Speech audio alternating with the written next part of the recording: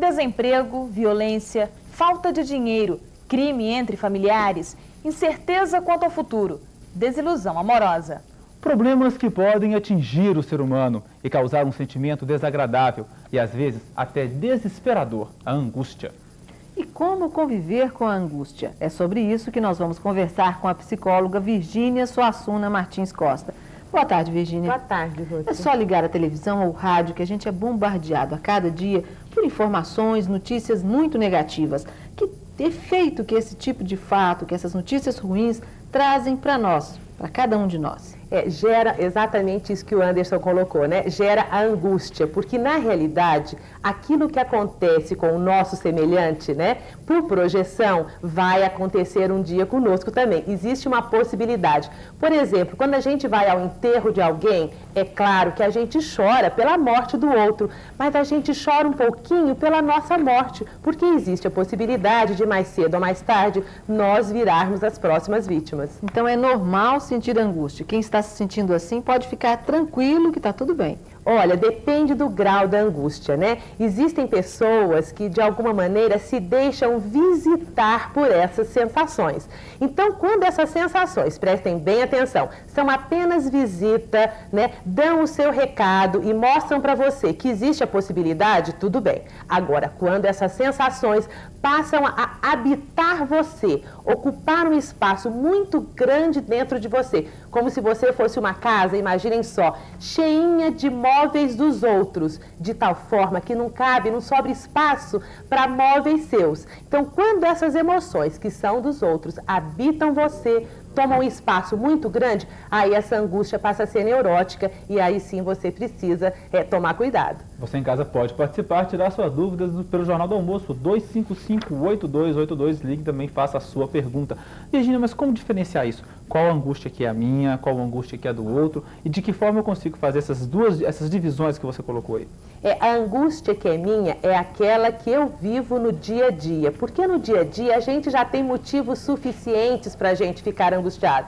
Se você parar para pensar, quando você acorda, você vive diariamente situações de escolha. Eu vou no supermercado ou eu vou primeiro levar meus filhos no médico? Então, toda situação de escolha no dia a dia gera muita angústia. Esta é a sua angústia, é a minha angústia. Agora, quando você liga a televisão e vê um avião caindo, vê um sequestro, de repente, esta é a angústia do outro. É claro que você vai se sentir também, como eu coloquei, né, por semelhança, a mesma sensação. Mas deixa essa sensação passar por você. Não se torne refém dessa sensação, porque esta é a angústia do outro, não é a sua. Bom, e quais são os fatores que mais angustiam as pessoas? Esta foi uma pergunta que nós fizemos para o goianiense. O que angustia nos dias de hoje é a questão da violência. O vestibular, a educação dos filhos. Problemas financeiros. Uma paixão assim não correspondida. Medo de perder alguém. Alguém que eu gosto muito. Falta de dinheiro, desemprego, violência, né? É uma das coisas que me deixa mais angustiada. A angústia é falta de preparo da pessoa para as coisas da vida, para os desafios da vida. Quando a pessoa está bem preparada, quando a pessoa está bem consigo mesma, quando ela sabe ter segurança para a solução dos problemas, eu acredito que não há angústia. É isso aí, Virgínia. Motivos não faltam. Como é que a pessoa sobrevive a todos esses problemas sem se angustiar? Olha, é impossível a gente não se angustiar. O importante é saber lidar com a angústia. Então, tem determinadas pessoas que se tornam impotentes diante da angústia. E aí assim que a situação fica perigosa. Então, me lembrei agora de um pedacinho de uma oração de São Francisco de Assis que diz o seguinte: a gente tem que ter muita força para mudar aquilo que pode ser mudado. Então, se você investir naquilo que pode ser mudado, você não vai ficar impotente, não vai ficar angustiado. E a oração diz o seguinte também: me dai paciência para aceitar aquilo que eu não posso mudar. Tem coisas que eu vou ter que aprender a conviver sim. Agora, o mais importante, sabedoria para diferenciar uma coisa da outra. Isso é que é difícil, né, Virgínia? Isso, na prática, então, complica um pouco mais, né? Complica. Quando falta dinheiro, quando a paixão não é correspondida, é mais complicado, né? Mas de repente tá faltando dinheiro, isso é uma situação comum. Aí você precisa verificar também como é que andam as suas expectativas, né? Falta dinheiro para quê? né? A pessoa disse aí, um amor não correspondido. De repente, a própria pessoa já procura a situação de angústia. Você é livre, você pode escolher. Então, que tal escolher uma outra paixão? Que tal diminuir um pouquinho as suas expectativas? Então, às vezes, nós criamos para a gente mesmo situações que geram angústia, que geram a impotência. Você acha que existem pessoas com perfil para se tornarem mais angustiadas? Sem dúvida, são pessoas que vivem muito de passado, né? Eu poderia ter feito isso, eu deveria ter feito isso, ou pessoas que vivem muito no futuro, né? Achando que no futuro só a desgraça as aguarda. Então, a pessoa que vive no presente, muito em contato com o que ela pode fazer aqui, neste espaço, agora, nesse tempo, dificilmente vai se sentir angustiada. Ok, Virgínia, daqui a pouco a gente continua essa conversa e agora nós vamos para o intervalo comercial.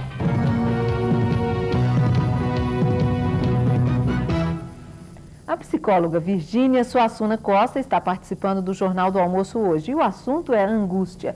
Virgínia, como você disse agora há pouco, sentir angústia é normal. A partir de que ponto a pessoa precisa estar mais atenta para os primeiros sinais de alarme de que aquela angústia já não é mais normal? É quando a pessoa começa a se sentir paralisada pela angústia, né? Quando a vida dela começa a perder o sentido, quando ela acreditar que amanhã vai ser igual ao dia de hoje, que depois de amanhã vai ser igual amanhã. Então, quando ela começar a perceber, né, que a vida começa a perder as tonalidades dela, ela tem que realmente começar a se preocupar. Aí ela passa a ser neurótica, essa angústia. A Eliane, lá do Jardim Planalto, pergunta por que sentimos angústia, elas sentem, né, sempre antes do período menstrual. Olha, existe, né, uma série de modificações hormonais no seu corpo e normalmente ocorre essa angústia assim. Essa angústia é normal. Por que eu sei que ela é normal? Porque ela é temporária, ela é passageira.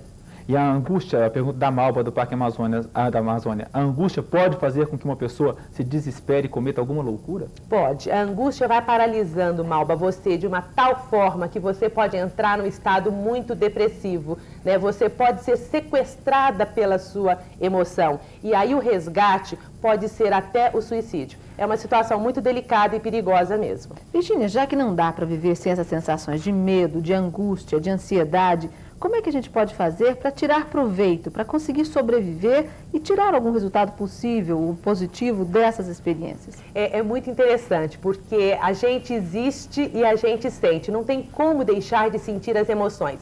Então vamos lá, faça das suas emoções, né, amigas, aquelas amigas que lhe visitam e que deixam um recadinho para você e que vão embora. O perigo é essas emoções se apossarem de você.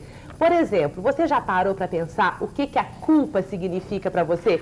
Quando você se sentir culpado, né, aí tem um recadinho da sensação para você. Significa que você violou um limite seu e que da próxima vez, então, você pode fazer diferente. A raiva, por exemplo, quando essa emoção se apossar de você, ela também está te deixando um recado. Que recado? Que alguém invadiu o seu limite. Quando for a ansiedade, por exemplo, ela também tem um recadinho para você. Ela está lhe dizendo, olha, tem alguma coisa no futuro diante da qual você tem que se preparar melhor. Então, de hoje em diante, quando a emoção entrar dentro de você, escute o recado dela, né? Se posicione e mande ela embora. O perigo é você ser sequestrado por ela. Mas é fácil fazer isso? É, Ruth? Não sei. Nós temos aqui perguntas complicado isso na prática, né? Estão tendo dificuldade com as emoções. Nós temos aqui pessoas que estão tendo dificuldade com essas emoções.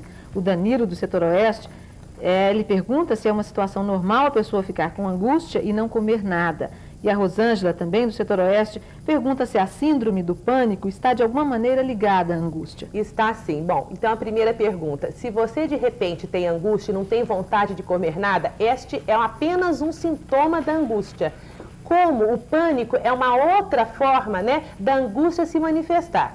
Então, nesse período aí que você não está comendo nada, ao invés de você tomar uma série de medicações, tenta conversar com a sua angústia. Esse é o recado que eu quero deixar para você. A angústia te diz alguma coisa, tem algo na sua vida que você tem que prestar mais atenção. Agora, no caso já da síndrome de pânico, aí sim você precisaria procurar um especialista, porque a síndrome de pânico, ela te paralisa, ela impede que você viva. E nesse sentido, a coisa é mais patológica do que, de repente, você ficar só sem se alimentar. O Júlio da Vila Nova pergunta se a angústia pode virar doença. Parece que pode, não é isso? Pode sim, dependendo do grau dessa doença, na medida em como eu já coloquei, ela vai te paralisando, ela vai impedindo que você viva o seu presente, ela está te adoecendo. E a Maria Lúcia, do setor dos funcionários, pergunta se a angústia não poderia ser uma falta de fé na vida e em Deus. Olha, Maria Lúcia, muito obrigada por você ter me lembrado disso. Exatamente. Quando a gente sente angústia, a gente tem que desenvolver um pouquinho a fé.